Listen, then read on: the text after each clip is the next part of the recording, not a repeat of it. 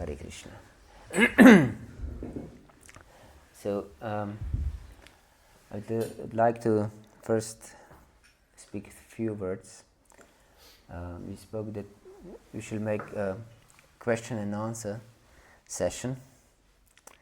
But before we start, I can speak a little bit. 5,000 years ago, there was a big gathering of sages in the forest called Naimisharanya.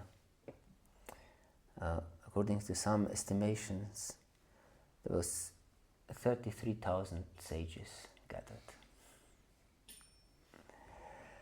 And they gathered to perform big sacrifice for the benefit of all humanity, of the whole world.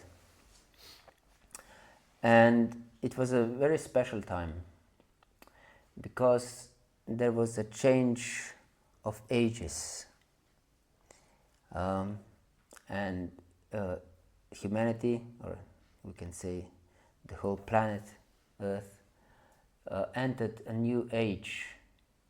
It is called Kali Yuga, and it's still lasting, and it will last for several thousands of years. And Kali Yuga is a very special time. It is translated as an age of quarrel and hypocrisy. And I believe I don't have to prove to you that this is true. Because we all have experienced how this age is full of quarrel and hypocrisy. And these sages realized that people of this age of Kali Yuga will be quite short-lived, and they will not have a good memory, and they will be spiritually lazy and always disturbed, actually. There will be no peace of mind. And maybe you have also experienced this. There is rarely a peace of mind to be found, either in ourselves or in other people. So they chose the foremost of them, of these sages, to speak to them. This sage was called Sutta Goswami, and they asked him a question. Burini buri karmani shotavyani vibhagasha adak sadotrayat saram samudratyamunisha bruhe badraya bhutanam yanatma suprasidati. And this means you have studied many scriptures, and in these many scriptures many different paths are explained. And not just that there are many different paths, but also different prescriptions, what to do and what not to do. And because people are short-lived, or will be short-lived very soon, and they will not have much time to strive for spiritual perfection, please explain us what is the essence? What is the essence of everything by which one can become suprasidati? Prasidati means happy, and suprasidati means perfectly happy, blissful. How can one achieve this state of suprasidati? Please explain us what is the essence of everything. Because we should know that every living entity, not just human beings, are classified in Shastra, in Holy Scriptures, as Ananda Mayobhyasat, as beings of perfect joy, of bliss, of happiness. So no one, not even one living entity can live without happiness, of joy.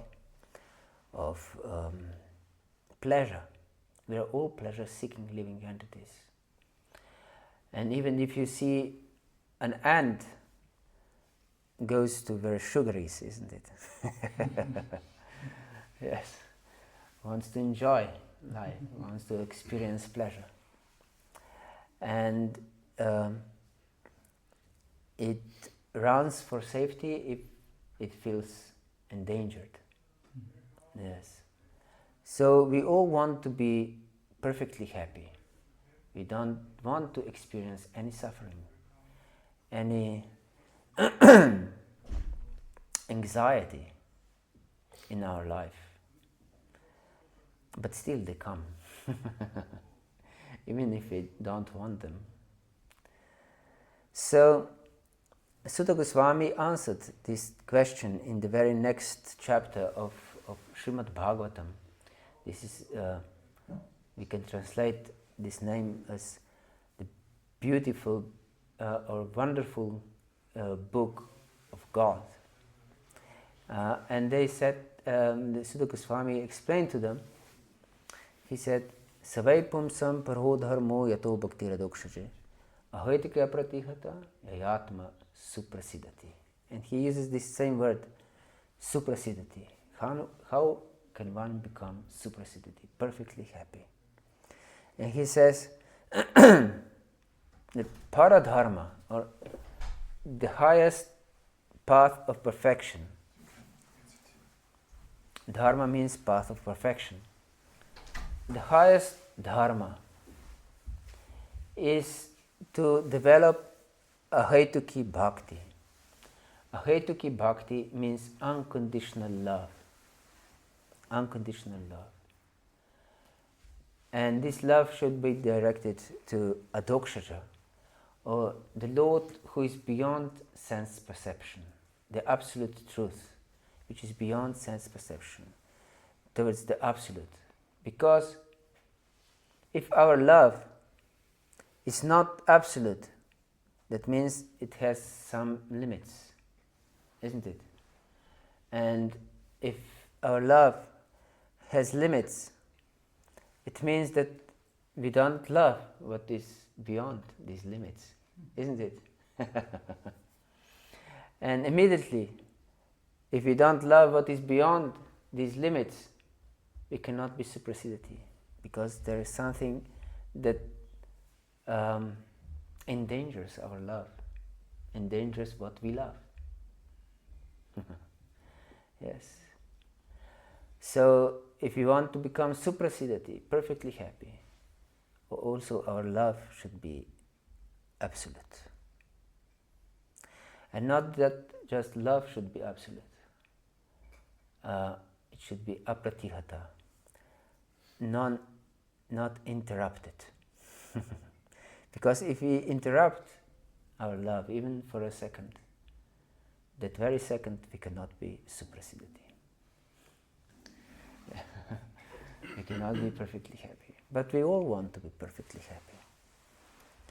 happy. Not even a fraction of a moment we want to experience misery or absence of perfect happiness, actually. Yes, but we are so accustomed to suffering in this world that we take it for granted and we think that it's not possible to be perfectly happy. But this is illusion that prevents us to become perfectly happy. So, bhakti-yoga, or yoga of this divine love. Yoga means how to connect. And it's the same root as German word, Yog. So, how to connect, how to bind with this absolute. And this is the scientific process of this connection. So, Mahaman Prabhu and I, we thought it would be wise that you can ask questions that seem relevant to your situation, and I think this would be very good, that we can discuss things, that it would be not just one way speaking. Hare Krishna. So, if any of you have any question or doubt how to embark on spiritual journey, please, don't be shy.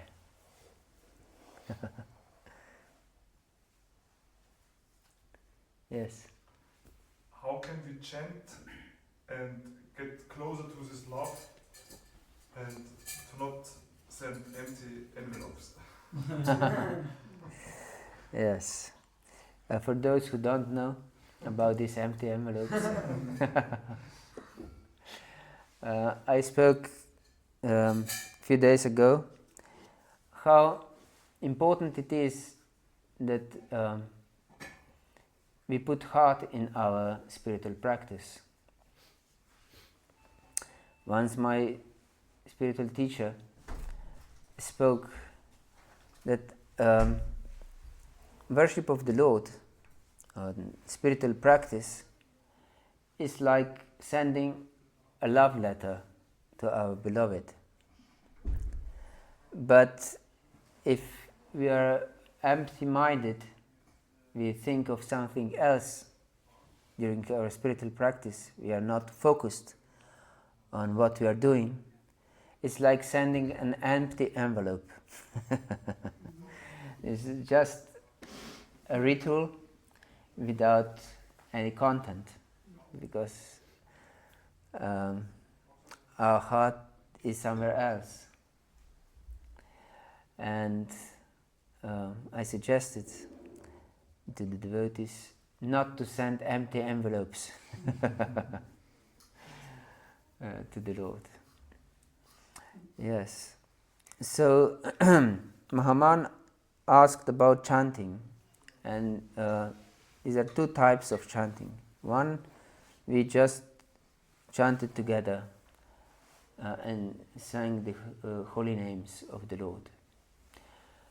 The holy names of the Lord have tremendous power, and it's not some sectarian thing, but it is recommended in all bona fide scriptures of this world and spiritual paths. Yes. For example, Lord Jesus also said, "Hallowed be thy name." And in Old Testament, in King Solomon, or actually it was King Solomon, he said, "Those who call upon the name of the Lord, they will be saved." Yes. And there are also 99 names in Islam of Allah, and they call upon the names of Allah. And they are also calling the names of Lord Buddha. So we can see that this is a universal path, and it is explained in Holy Scriptures. Harir Nama, Harir Nama, Harir Namaiva Kevalam, Kalo Nastiva, Nastiva, Nastiva, Gatiranyata. That in this age of Kali, this is the most powerful process. Yes, and there is actually no other process as effective as chanting of the holy names. Yes, it's simple and very deep and powerful, because Absolute has absolute power. And nothing is outside of Absolute. And so the holy name is also a feature of Absolute. And so it's not different than the Absolute itself. Yes. So, and this is one way of chanting, and the other way is chanting on beats. Do you know? You just took my back out, so you have beads. You can show beads.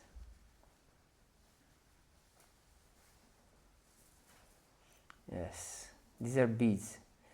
And there are 108 beads.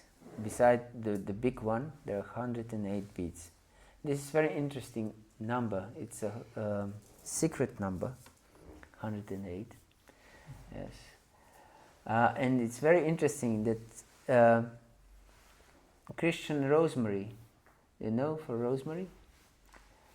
Christian rosemary has 54 beads, half of these.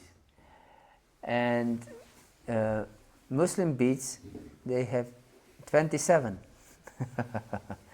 which is also half of this Christian beads. It's very interesting. So it's all connected. Yes, this sacred number 108, and it is explained that there are 108 very confidential scriptures of Absolute, and then there are 108 most confidential potencies of the Lord. Yes, personified potencies of the Lord.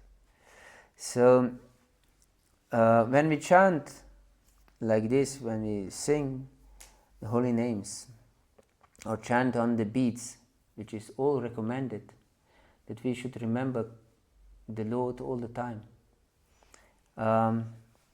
We should give our heart to the Lord. Please accept me. Please accept me.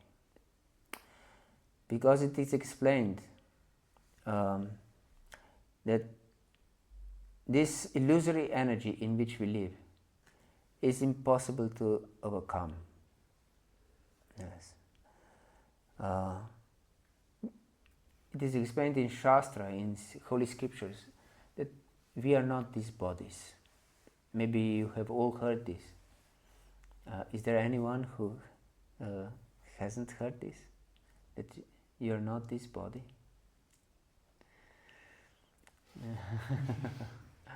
Yes, we should know that we are not these bodies. For example, that it would be clear if you take a picture when you were born, just you were born, newborn baby, and in other hand you take a mirror, you can see it's completely different personality. And not that, and also scientists say that every 7 years we completely change all the cells of our body. And not just our gross body has changed many times, but also our subtle body, our desires have changed, our expectations in life have changed, our ideas have changed. Yes. So on gross and subtle level, we are completely different personalities, but still we are the same person. So we change our bodies all the time. But you... Yes, you have a question? I didn't want to disturb you, but I wanted to say something after. Yes, but because of ignorance, it is explained this is avidya. Avidya means ignorance, not knowing the truth. We identify with our bodies and minds. And so we live for the pleasure and satisfaction of this body. We want to become suprasiddhati on the bodily level,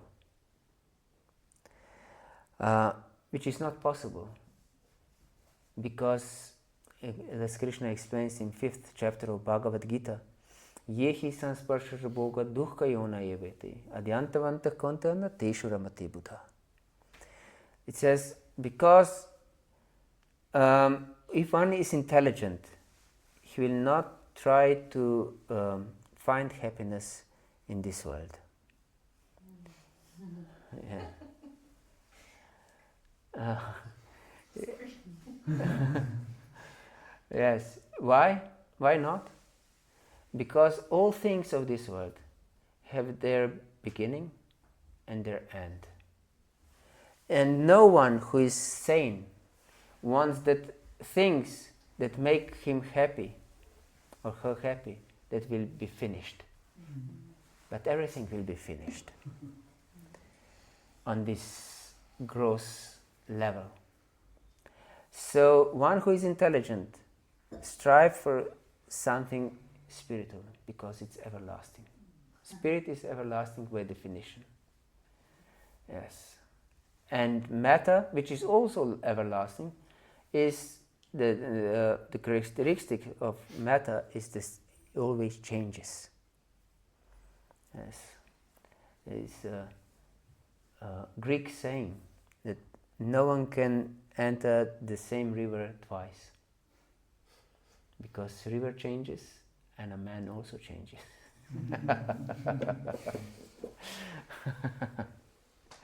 Yes. So whatever will make us happy in this world, more that one thing or one person makes us happy in this world, more we'll suffer when we lose it. And we'll definitely lose. There's no question about it. It's just a matter of time. Just a matter of time. So this chanting is redirecting our focus on the Absolute, on the spiritual dimension. And this is the art of awakening, art of awakening. Because it is explained that this life is like a dream. Because when we dream, we also experience very intensely, if the dream is intense, we intensely experience pleasure, pain, fear, love. We all experience this and we take it as real life, isn't it? But when we wake up, we suddenly realize it was just a dream. It's illusion. It was not real. But what is the dream? It's changing of subtle matter, because the dream appears in our mind. So it's changing condition of subtle matter.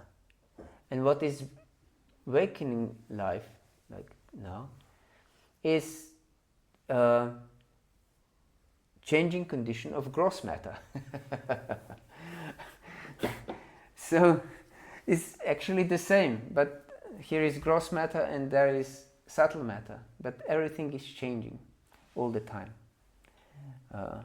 So when we leave this world, or we can say when we die, when we leave this body, we realize it was just a dream, nothing real.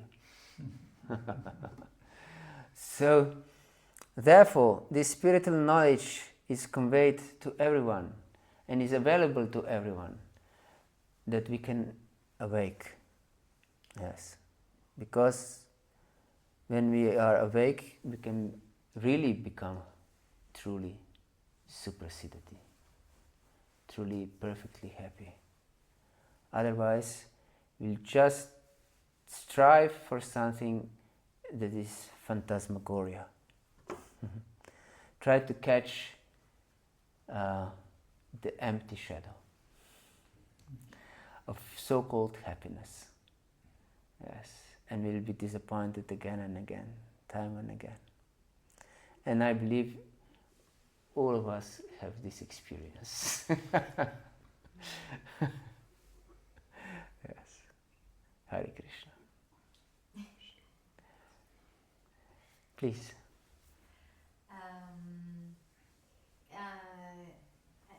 For me, I think that this point of awakening it can only happen when we leave our physical body. Like, not in a way of but only if we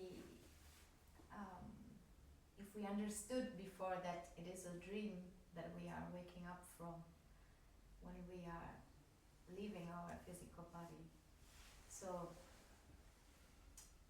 because you said if one is sane and intelligent, one will understand that it's impossible to find this everlasting happiness in this world, because this world is not made for everlasting happiness, but for everlasting up and down. Hello. So there will always be a point of destruction at one point because of our connection from between being a spiritual being connected to a physical body. And so I think that thriving in this world, I'm trying to develop a spiritual awareness, or an awareness of, let's say, what is going on, or waking up. It can help to handle this life. It can also drive you crazy, probably. But it has the chance to understand this, that once this connection is really losing itself, that this is the point of waking up. So this is what I think, or this is actually, this is the conclusion that I came to, and I'm curious what Yes, you think about it. very interesting thoughts. And actually, you're right. If we don't know the science, we can never go beyond this matter. It is explained in 7th chapter of Bhagavad-gita. Devi Hesha Gunamai Mama Maya Duratyaya Mam Eva Ye Prapadante Mayam Etantarandite. Questions and answers, and then we will sing again, and then we will have a dinner. Hare Krishna.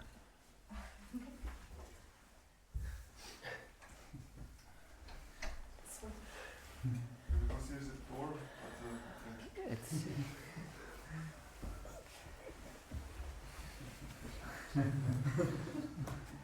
so this verse means that this illusory energy is divine and it's impossible to overcome. Mam eva ye prapadanti mayam etantarantiti. But the Lord says, those who surrender unto me only, they can go beyond it. So this is the secret.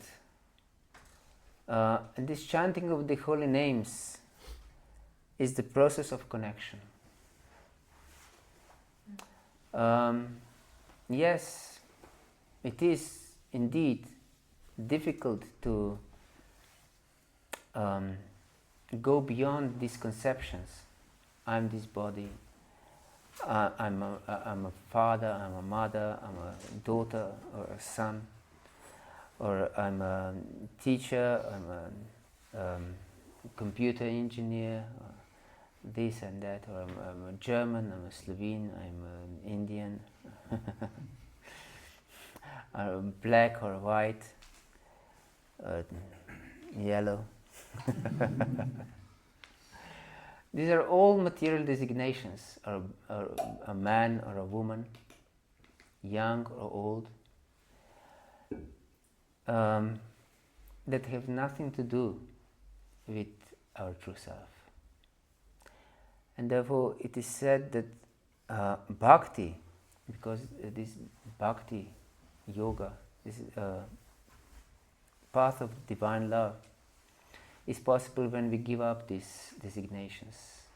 Yes. Sarvopadi vinirmuktam tat paratvena nirmanam hrishikena hrishikesha sevanam bhakti ruchati. It is explained that when we are able to give up all these upadhis, upadhi means this designation, I'm this, I'm that, I'm a man, I'm a woman, I'm a cat or a dog, I'm a human being, I'm a Christian, I'm a Muslim, I'm Hare Krishna, I'm this or that. These are all bodily designations that have nothing to do with our true self. And when we realize this, we can full-heartedly surrender to the absolute truth, to the Lord. Yes. And but also to realize this, we should need the help of Absolute. Yes. So from the very beginning, one who is wise, he will take shelter. First thing is to realize I'm helpless. Yes, we are quite helpless. What can we do actually? We can strive for something, but even most powerful person in this world, most wealthy person, if there is some disease comes, he cannot even gives his spoon into his mouth. Understand? So we are completely dependent on some higher power, and we should realize this. Yes. Modern world is extremely distractive. We want to distract our consciousness away from this absolute. Yes. And destroy families, and yes, make they try to make us vulnerable, because if one is vulnerable, more you are vulnerable, more you are afraid, and fear is the most powerful tool to make you a slave. Yes, there is no, not any as powerful tool as fear. So, yes, and therefore also religion, deep spirituality is not welcomed in modern world. I don't know about Germany, but in Slovenia, where I'm coming from, the word God actually is quite a taboo theme. You're considered impolite if you mention God. I don't know if it is the climate in Germany is like this. Depends where you are. Maybe in universities. They're like, who? Yes, university especially, yes. So yes, therefore one who strives for spiritual perfection, he has to be very determined and seek the association of spiritually enlightened persons, because on our own it will be very difficult, because the whole society flows in different direction. Hare Krishna. Is this okay? Yeah, and I also wanted to say what I think about unconditional love, and also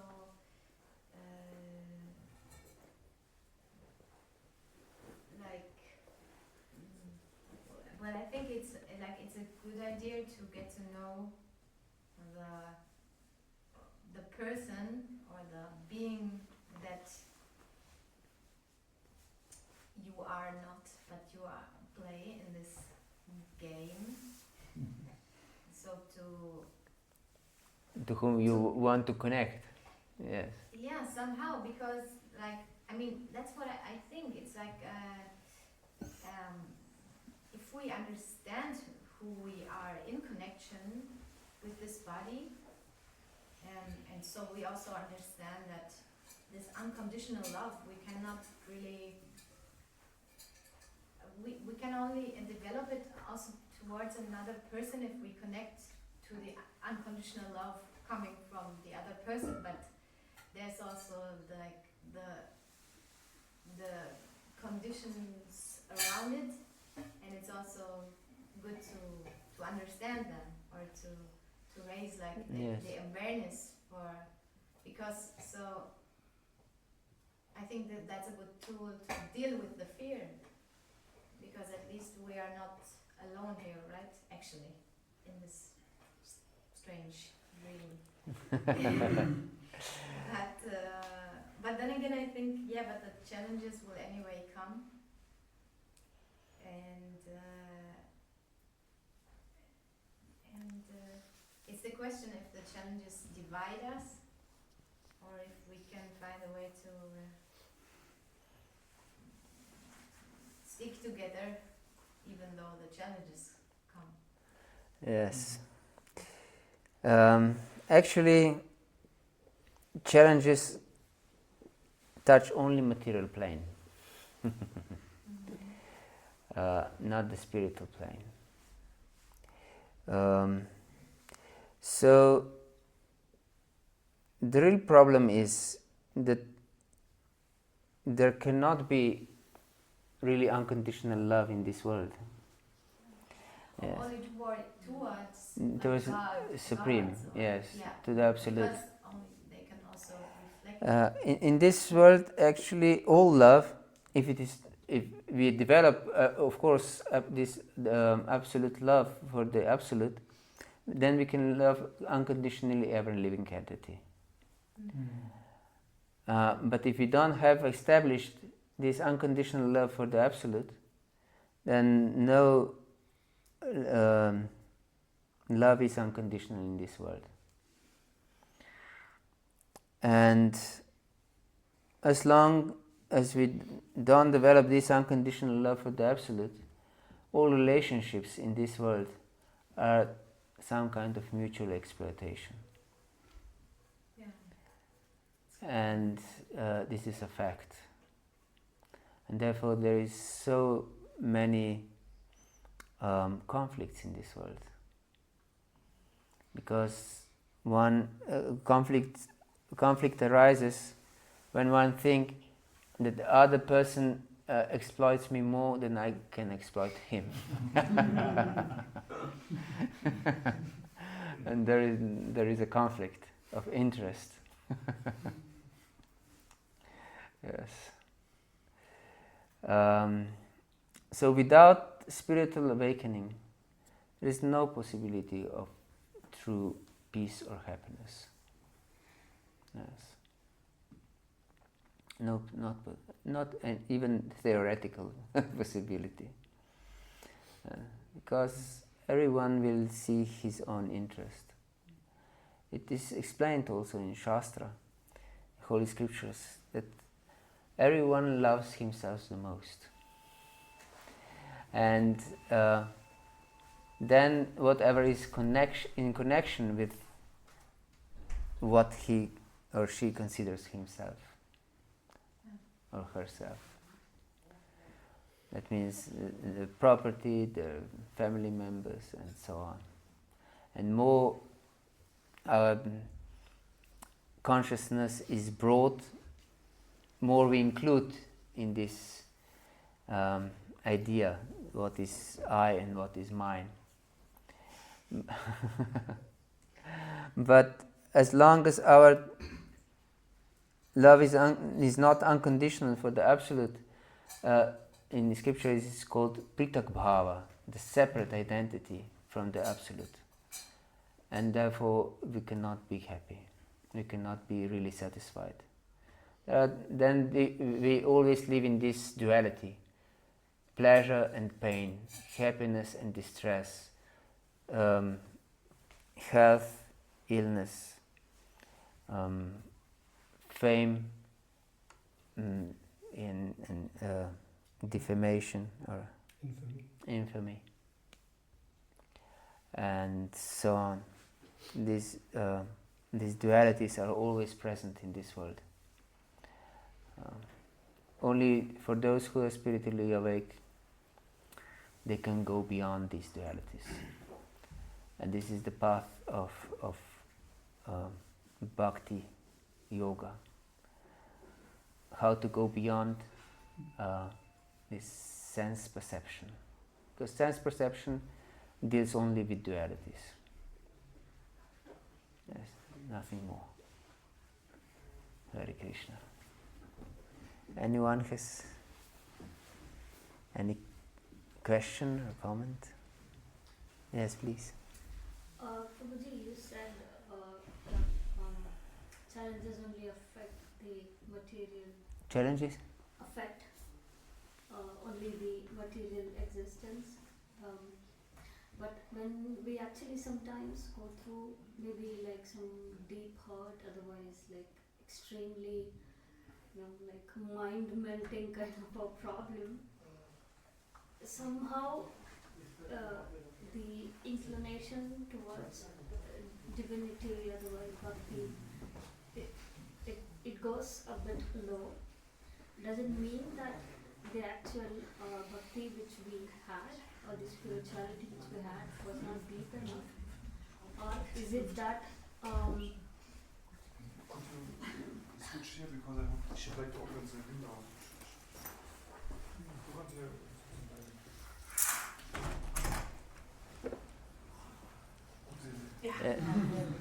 Yes, it's good to let some fresh air in.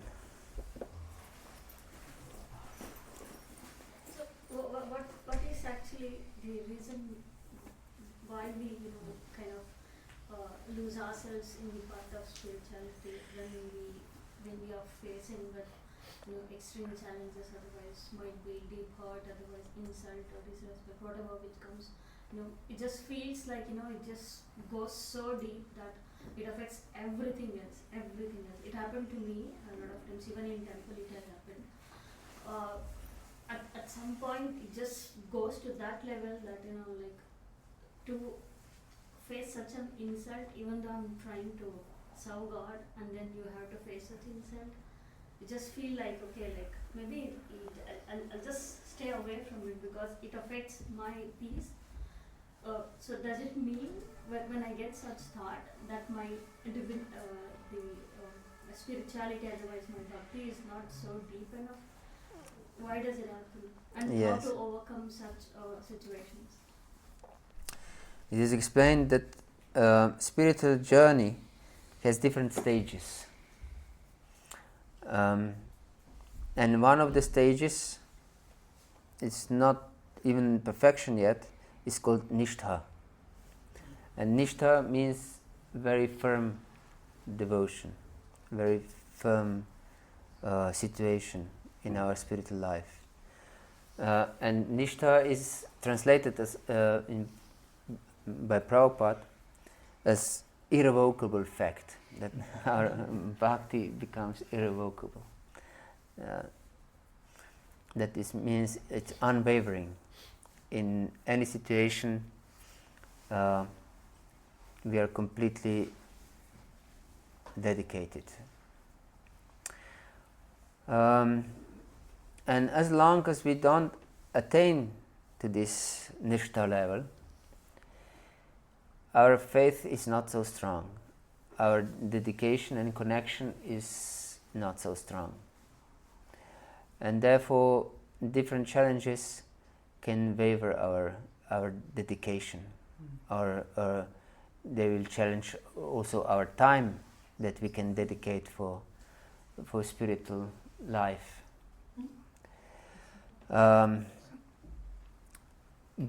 But one who is determined on the spiritual path, these challenges are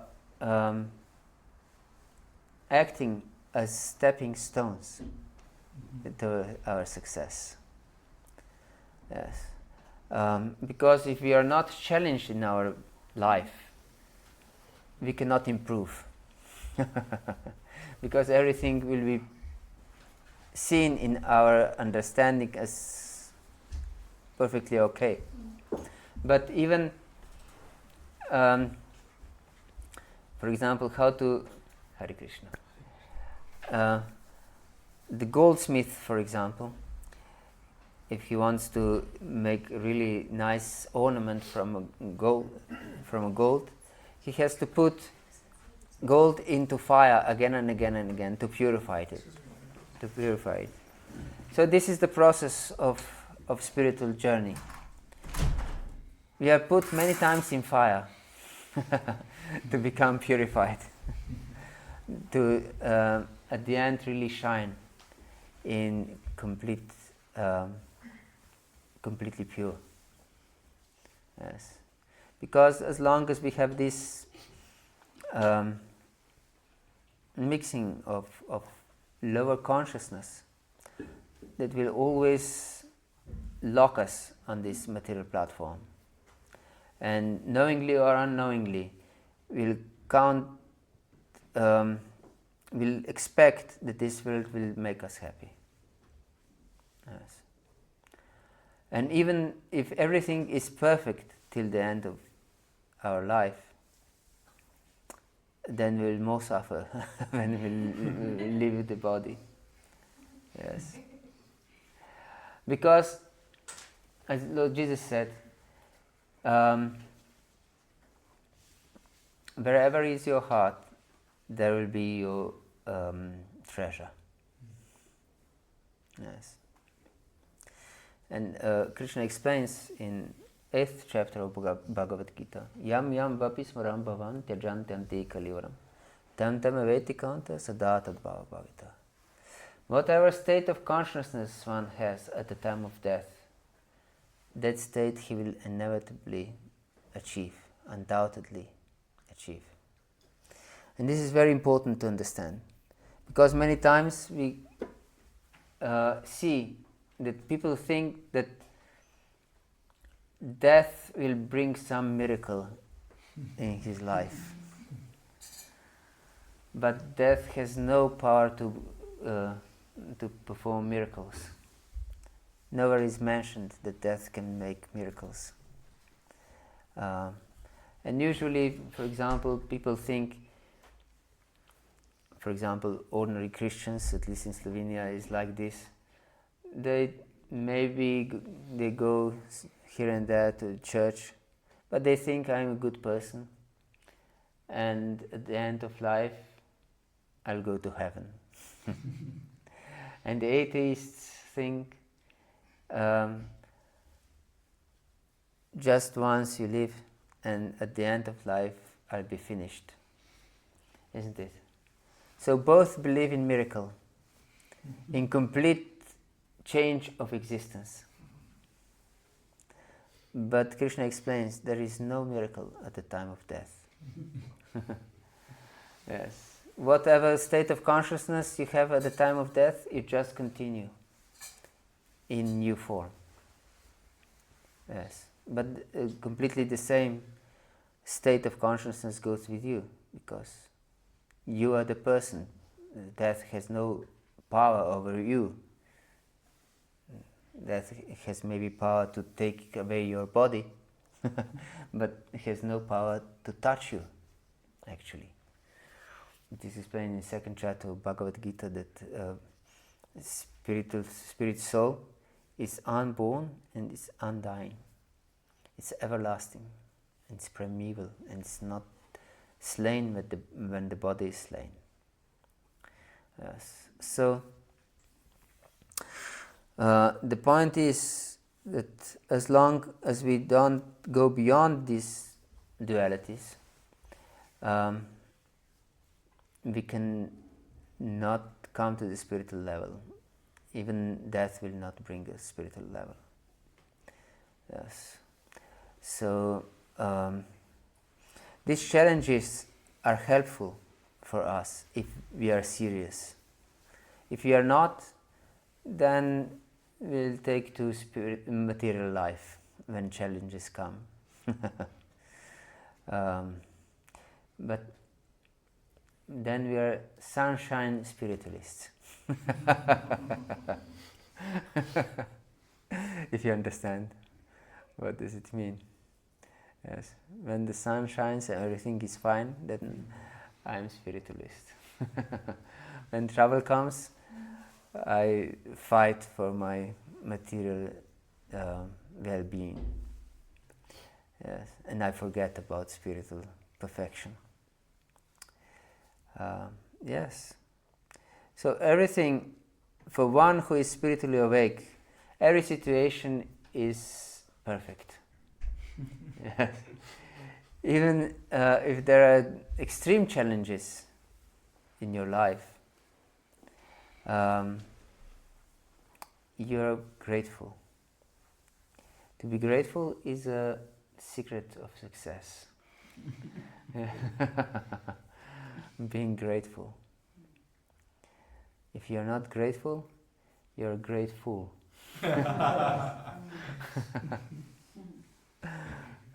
Because it is said, Manah prasadak saumetvam maunamatman vinigraha bhavasam shudrite tat tupo manasam upichati.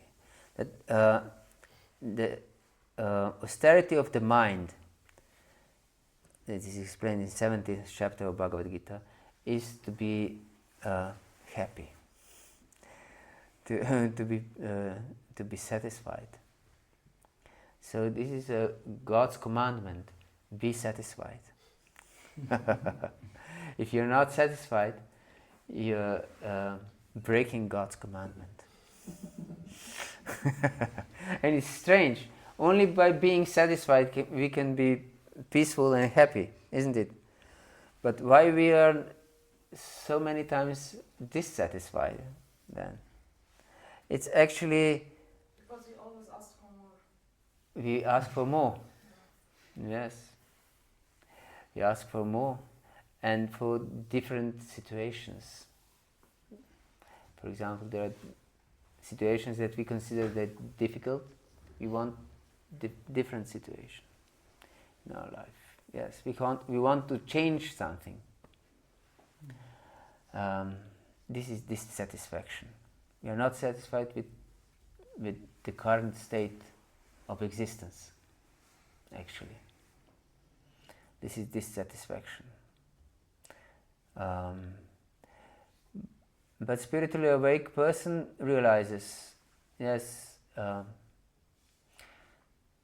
whatever is happening outside is illusion, is a dream, as I explained before, is a dream. And therefore, of course, we shouldn't neglect our duties. This should be understood very well. We have some duties according to our social position. Yeah.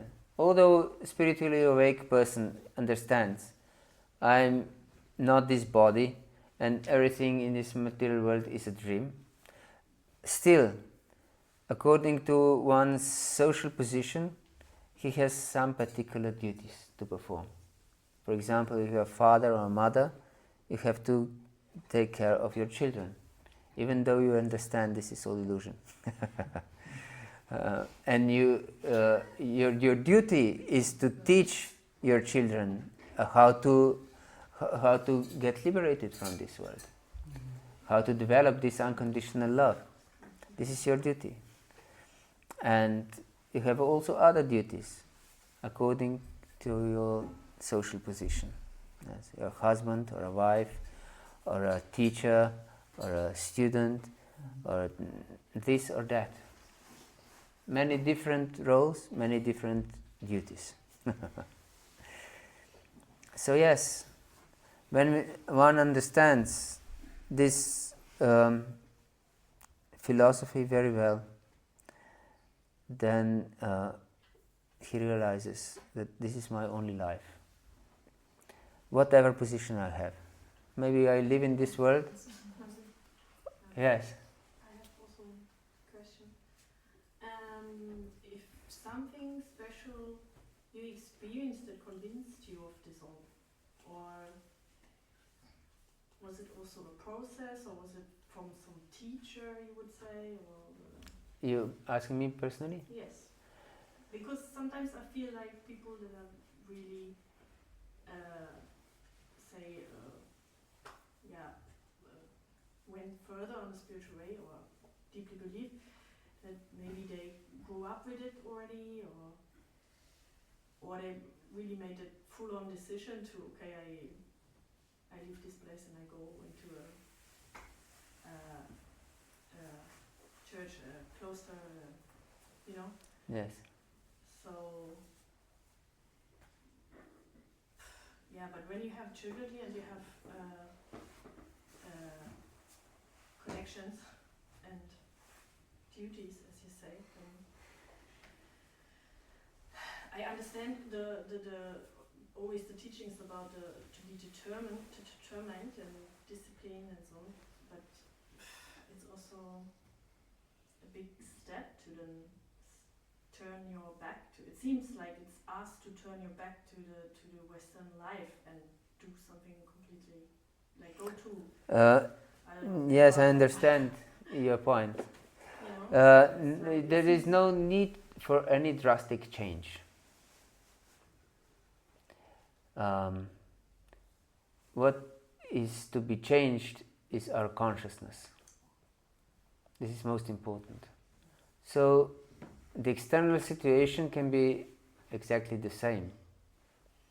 For example, are you a mother? Or yeah. yes, you're a mother or a wife, and have maybe different social roles. So you don't have to change this. Understand? You just have to add this God consciousness in your life. This is what is all about, this spiritual understanding. You don't have to change it. It's all about balance. It's Like how to sorry? balance your life. It's all about balance. Balance. Yeah, it's like don't forget your duty and also focus on yourself. Like trying to know who you are and what you want, and like even if you have like a lot of things to do in your life, or you have like children, or you have things to do. Everyone has their own things to do, but in the end, we don't want to forget ourselves or to forget why we are here in life and what is Yes, our purpose. yes, exactly. We shouldn't forget the purpose of life. And the purpose of life, as I explained at the beginning, is to develop unconditional love for the Absolute. Because only by this unconditional love for the Absolute we can be perfectly happy. Otherwise, we'll be miserable. Yes, because our love will be limited. And whatever is beyond the limit of our love, it endangers our happiness. Understand? So the point is to develop perfect love for the Absolute. And this can be done only by process, by practice. By practice. Abhyasa yoga yuktana chitasana gamina paramam purusham divyam yati partana chintayan. Because we are accustomed to material life. And I said only our consciousness should be changed. Then we should train our consciousness. Because our consciousness in current condition flows towards material life all the time. So then training is applied. Like you want to learn to play a musical instrument. You have to train, otherwise you cannot play. Because, I don't know, guitar or something, your fingers will go in the wrong direction, even if you try. So practice and practice is needed to learn some skill. And this spiritual understanding is also a spiritual skill. So constant practice is needed for this. And then we'll become perfect in this. our consciousness will flow towards this absolute love without any special endeavor. It's the same when you learn how to play the musical instrument, when you're expert. You don't have to think how I should hold my fingers.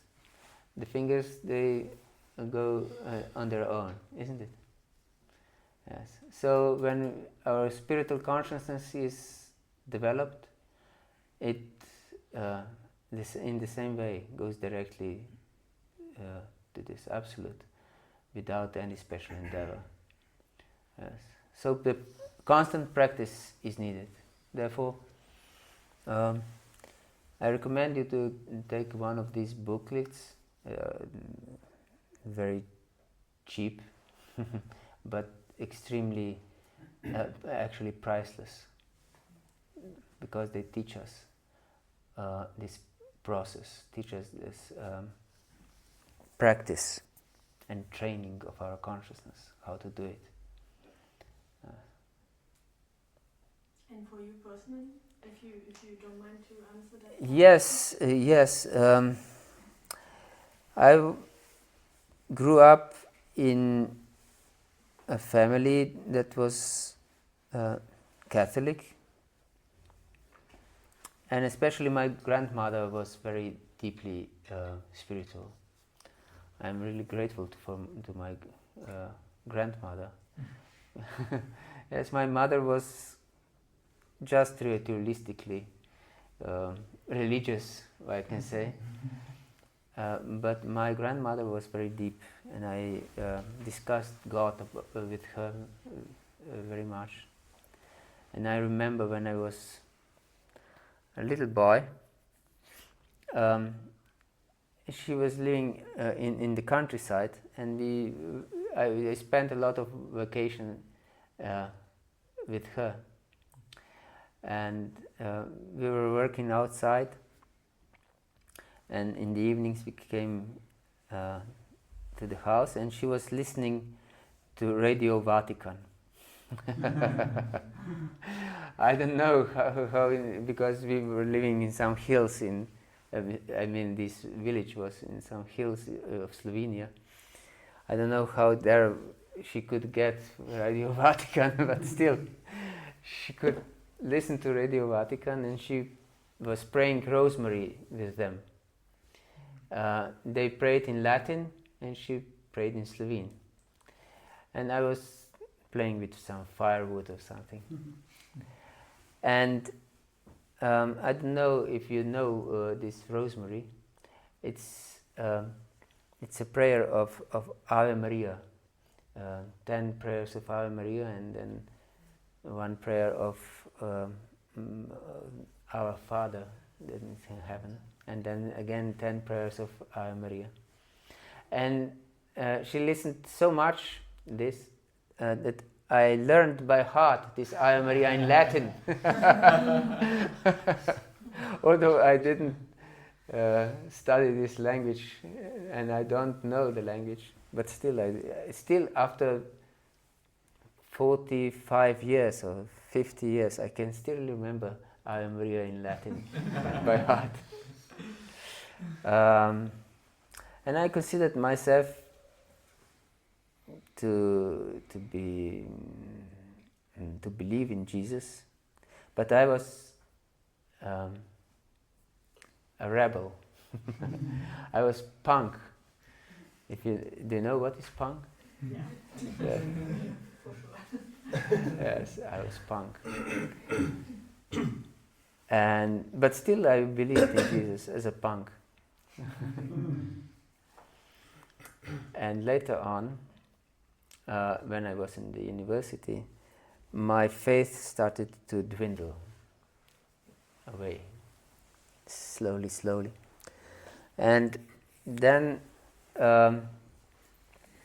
I received these books, and I was fascinated how scientifically the spiritual path is explained in these books. And these books had the power to convince me And then if I put them away for some time, the doubts again came back to my mind. And then I challenged Prabhupada, these books. Let me see if they're able to convince me now. And I was defeated. I was convinced again and again. Yes. And then I was writing a diploma on universal ethics. And I studied Christian saints. And I encountered again Saint Francis of Assisi. I don't know if you have heard about him.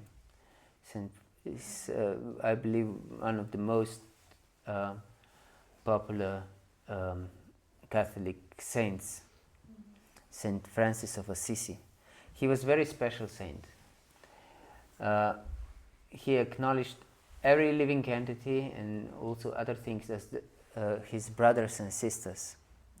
He also spoke about moon and sun as his brother and sister, and different animals, brother wolf, and also he called sister death. Yes, and he completely overcome my heart. This is Saint Francis of Assisi, and I wanted to become a Christian missionary. Along with my wife, because at that time we weren't married yet, but we wanted to become Christian missionaries together. And you cannot just become Christian missionary just like this. You have to undergo some course. And we went to this course, and at the end, after a year or something, they said that because we are not married, that we cannot go together, because we wouldn't be a proper example. But if we marry, then these places are not very conducive to have family there. So our missionary idea was over in this regard. But this Saint Francis of Assisi was a very special person. He also, I think this is the only order within Catholic Church that is meant also, he established also the order for married people. Otherwise, only for monks there are orders for women or for men monks. But he established also an order for married couples, that they also can give eternal vows like monks. So we wanted to join this third order. It was called a third order for married people. And we went to some meeting like this, but it was much less people there than here. And Saint Francis was very open. He was explaining how all different peoples of this world are glorifying the same God and so on.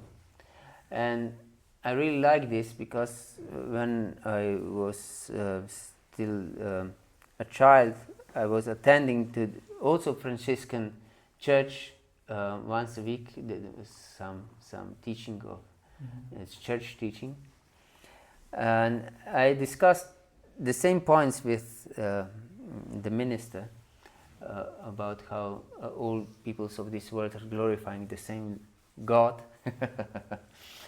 And at this meeting also I stressed this point.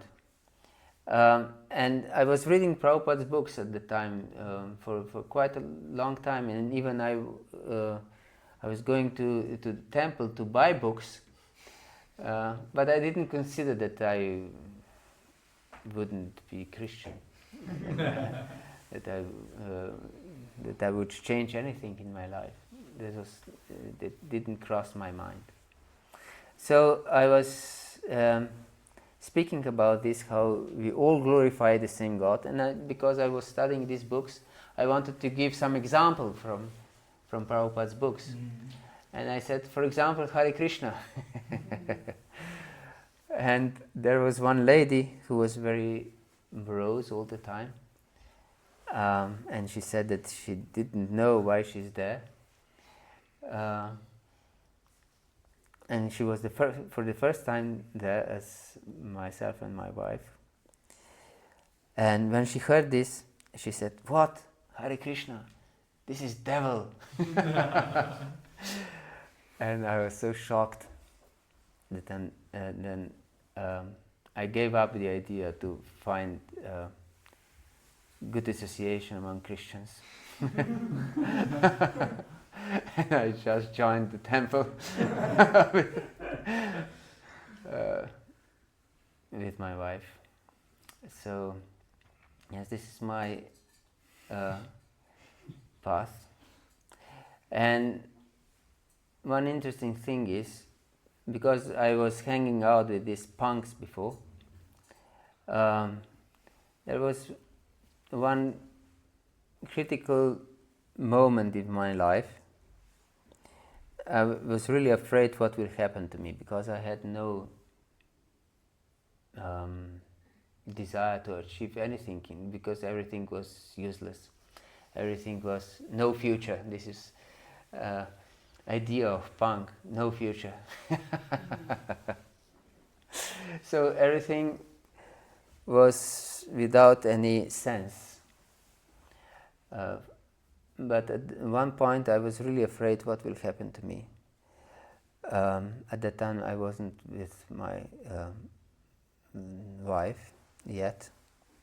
So I went to a church in Ljubljana, to cathedral, and I saw that there is a saint for people in great anxiety to turn to.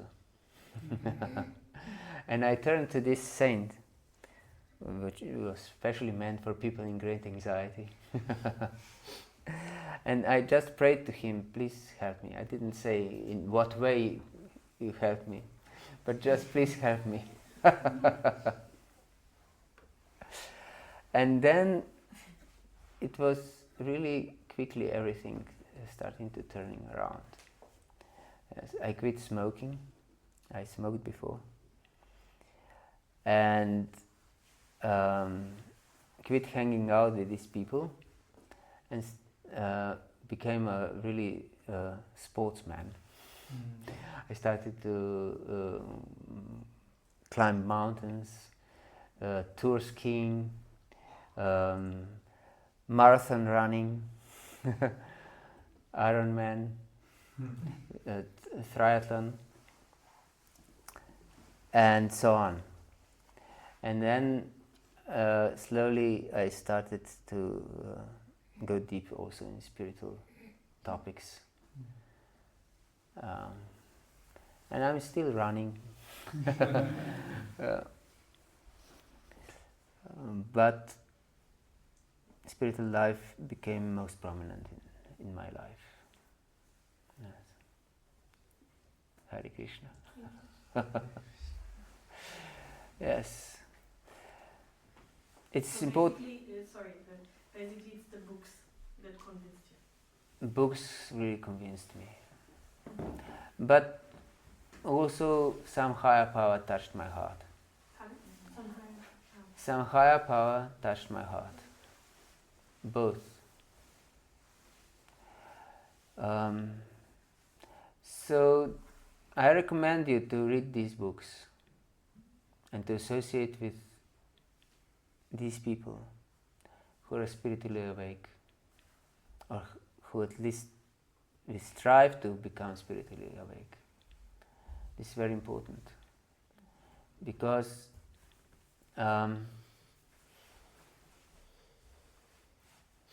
it is said that one knows a person by company that he keeps. So if we keep the company of materialistic people, we'll definitely develop the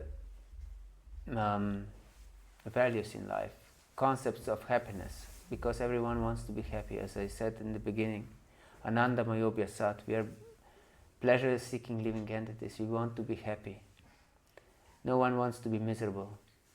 So, because then the environment in which we live, they will convey their ideas how to become happy, and then will definitely influence our perception of happiness. Yes. So this is my recommendation. Keep company of those who strive for spiritual perfection, and read books. Hare Krishna. Prabhuji, I have one question. Yes, please. So Prabhuji, I'm very new to this bhakti-yoga, and we all are neophyte.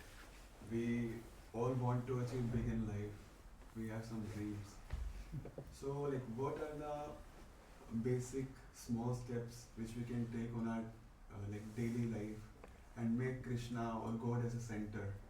Yes. So whether it's like, if anything good happens or bad happens, at least we have someone. Yes. So like, what small steps we can take? Yes, this is a very good question. Thank you.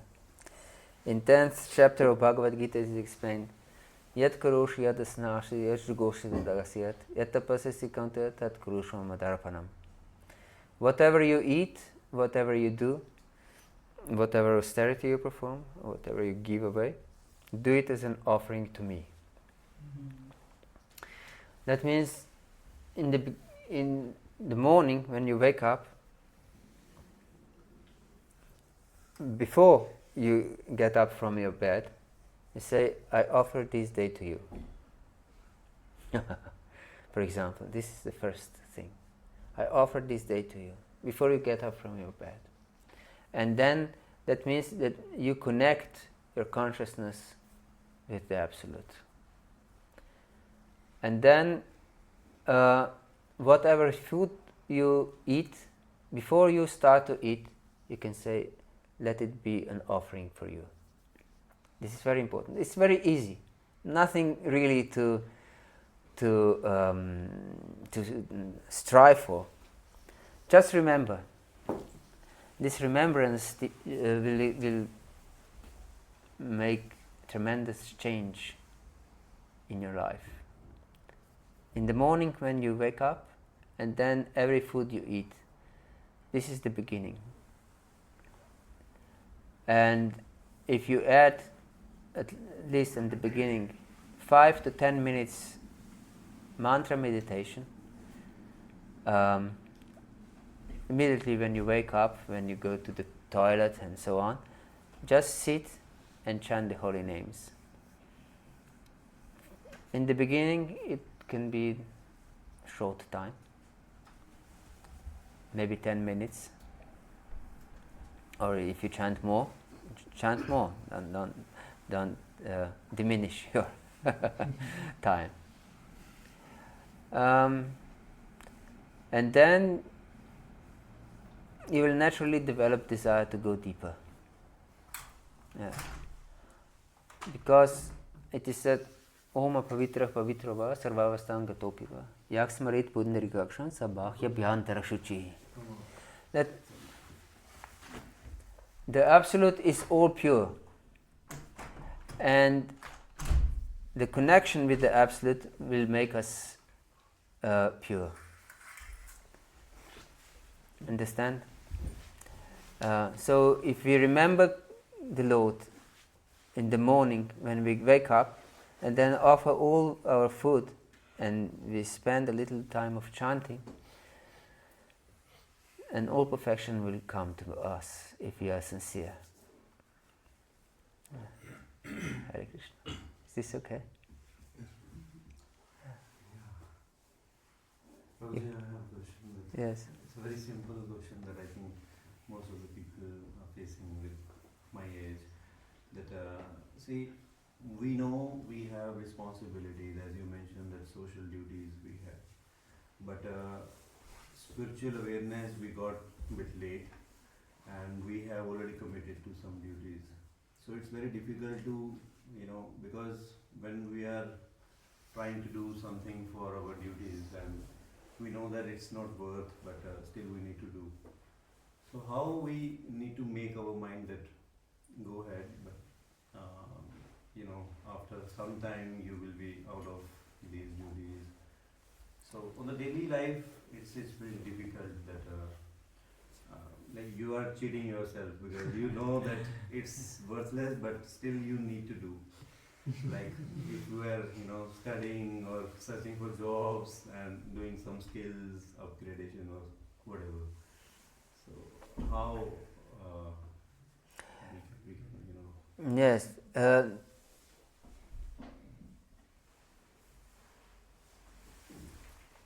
In 18th chapter of Bhagavad Gita, Lord Krishna explains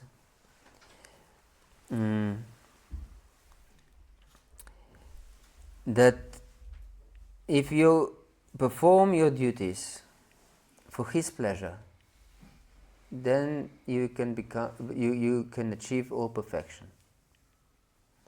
So these duties shouldn't be seen as useless, except if they're directly sinful. If you work in some casino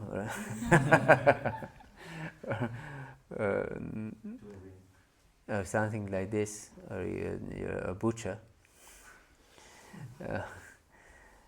then it's difficult to connect.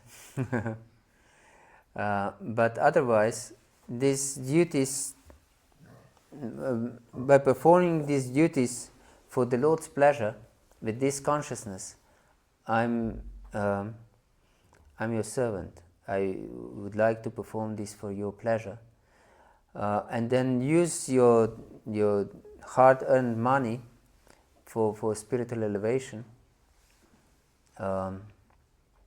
Then these duties, and of course teaching your children, if you have children, how to develop spiritually and so on, then these duties are not useless, have their place in your spiritual life. Of course, we should find some job if you're working outside and so on, that it's not too time consuming, that it doesn't consume all our time, because then we live only to fill our belly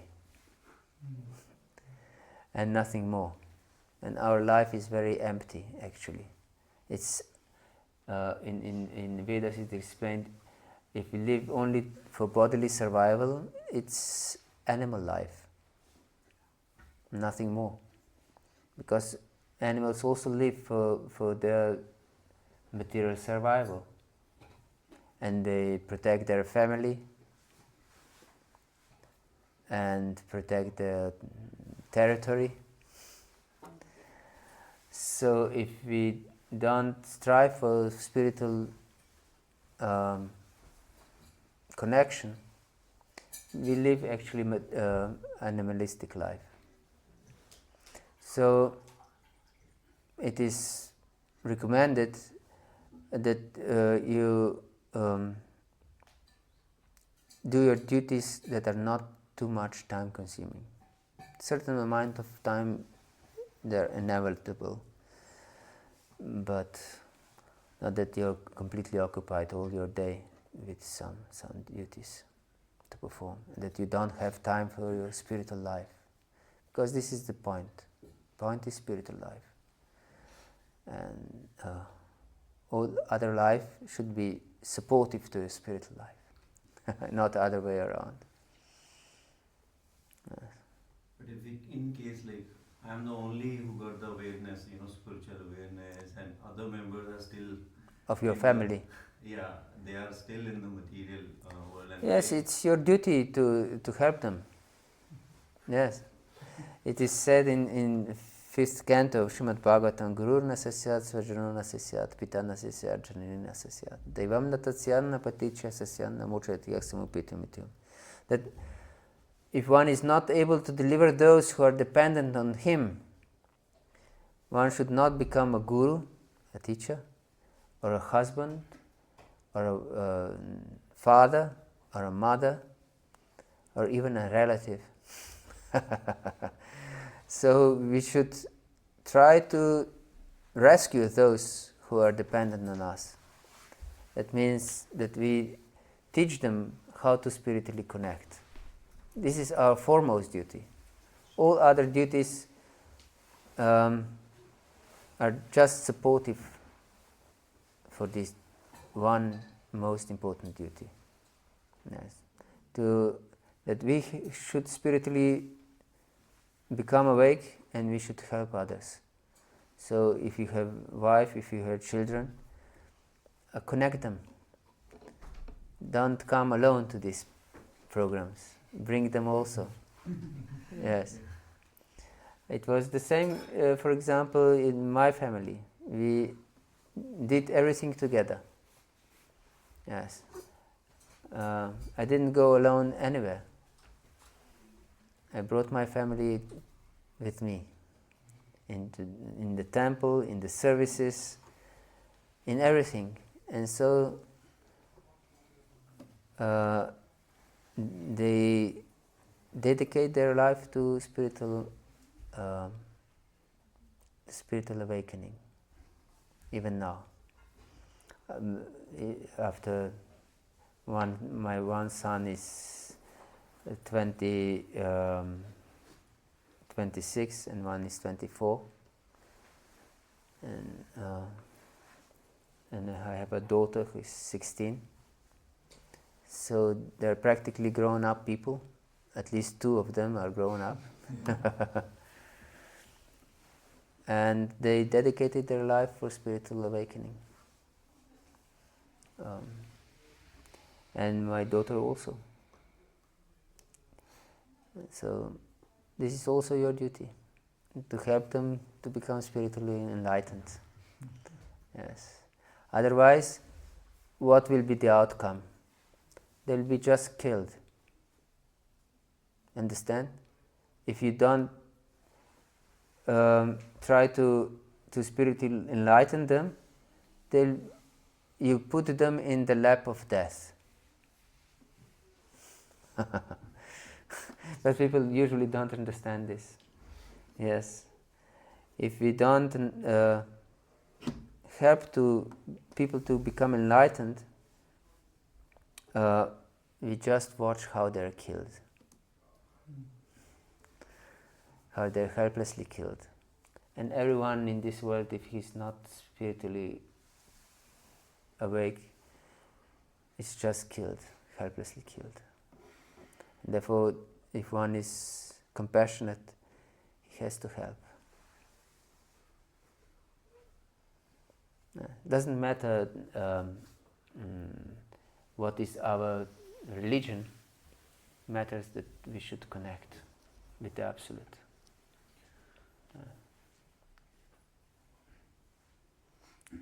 Is this okay? Hare Krishna. It's actually simple and easy. As I mentioned before, you just have to connect the day. It's for you. For your pleasure. And teach children. How old children do you have? No, I don't have. But if from other religion, another faith they have, so it will be like difficult. The God is one. Yeah. There's no difficulty. The process is one, to dedicate your life to God. If one calls himself a Christian or a Hindu or Muslim, doesn't matter. The process is one. How to devote your heart to the Absolute. And there is one saying, like, we should accept the similarities and respect the differences. Yes. Yes. These differences are just externals. Jesus was asked once, what is the foremost commandment? And he said, to love your God with all your heart, with all your soul, with all your existence, and to love your neighbor as thyself. This is the foremost of commandment, and regardless of which religion you are. These externals are, these differences are just externals. What really matters is our heart, how to connect with the Absolute, our heart. And whatever way you consider your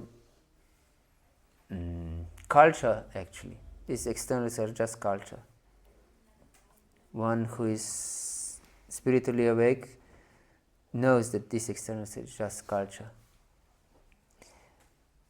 The true essence is our connection with the Lord, with the Absolute. This is true essence. Yes. And you can connect, as we discussed before, you offer your day, you offer your food, you offer your mind, your desires, you offer everything to the Lord, regardless of your religion.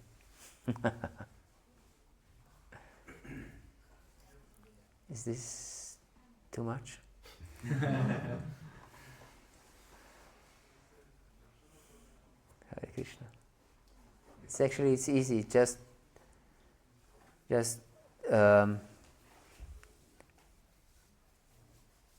everything depends on our consciousness.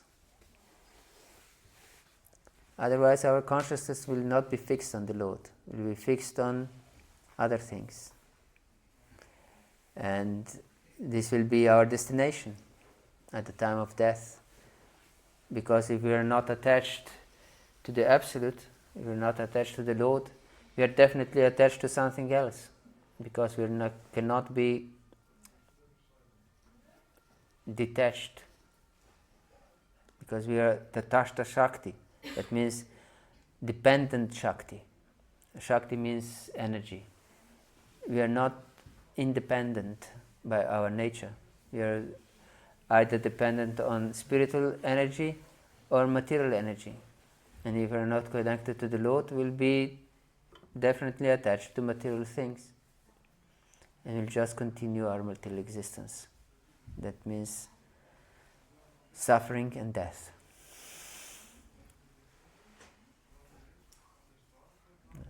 You wanted to say something? Yeah, I mean, I do not have a question, but this is something which I've always been thinking, that as humans, we have always been looking for happiness, and now we are talking all about happiness, how to be happy. Yeah. I feel the important thing is to be peace, to have peace, because Yes. I feel like happiness can come and go. Like if there is happiness, there has to be sadness, because there has to be a balance. So I feel instead of trying to be happy, one should try to achieve, like, be peaceful. And I feel being peaceful is always about acceptance, about accepting, anyway, we do not have control over anything, right? So accepting whatever is happening and then being peaceful about it, that okay, if something sad is happening to you, just consciously thinking that it is just, it is not in your control, and you just have to accept the fact that you are sad. But yeah, I mean, my question is more about why are we always trying to be happy rather than trying to target to be peaceful? Yes. I mentioned before that happiness is our natural state for every living entity, not just human beings. And peace is prerequisite for happiness, of course. It is explained in 2nd chapter of Bhagavad-gita. Nasti buddhir yuktasya, nacha yuktasya bhavana, nacha bhavaya takshantir, ashantasya kutak sukham. That if one is connected, if one's consciousness is not connected to the Lord, he cannot be peaceful. And if one is not peaceful, there is no question of happiness, as you said. And how to achieve this peace is explained in at the end of 5th chapter of Bhagavad-gita, where Lord Krishna says, Bhoktaram yagatapasam sarvalokamakheshwaram sukhridam sarvabhutanam gyatvam shantin richati. Shantim means peace. And shantim richati means he can achieve peace by knowing that Bhoktaram yagatapasam, that the Lord is enjoyer of all sacrifices and austerities. That means, very simple, that we perform everything for the Lord's pleasure. Because everyone performs some austerities in this life. For example, that we sit here is one kind of austerity. I can see people are moving because it's not comfortable to sit on the floor. It's an austerity. And we also do some sacrifices. For example, we have sacrificed time to come here. We could lie on the couch and eat potatoes and watch TV. So we have sacrificed our time to come here. So if we perform these austerities in life, or we have to go to work every day, or this or that, we perform these different inconveniences in life with this idea, let it be everything for you, then we can be peaceful in every situation and also become perfectly happy. Because only love can bring such happiness. This was mentioned at the beginning. Love is the only happiness. There is no happiness if you don't love anyone. You can just imagine, you can have everything you want in this world, every possible enjoyment. You can go everywhere to see everything and do everything you want and enjoy it to your maximum. But imagine that you are completely alone. You will be completely miserable. Yes. And it would mean for you more if some bird would land on your finger, because at least you could have some relationship, some loving relationship, than any other enjoyment. So love is really the only thing that makes us happy. And if we make happy the one who we love, that brings us the most profound happiness in life. Yes. Therefore, this process is how to develop love, actually. And love is beyond peace. Love is even beyond peace. Yes. Because love many times means that they're not peaceful. Because your anxiety for your beloved.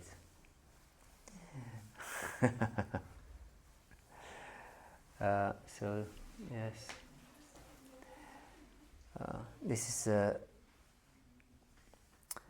secret path of developing absolute love. So. Hare Krishna.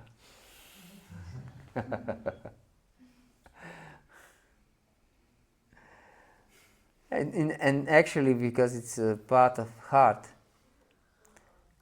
it's not difficult.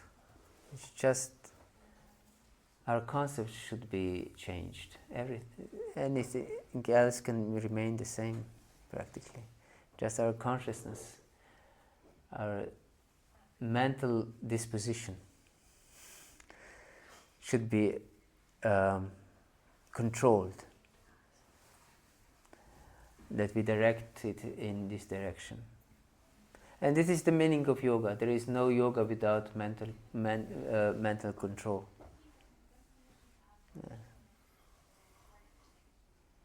Yes. Hare Krishna. Anything else? Or we should... I think it's time for prasad, for spiritual food. Hare Krishna. Thank you very much for your attention.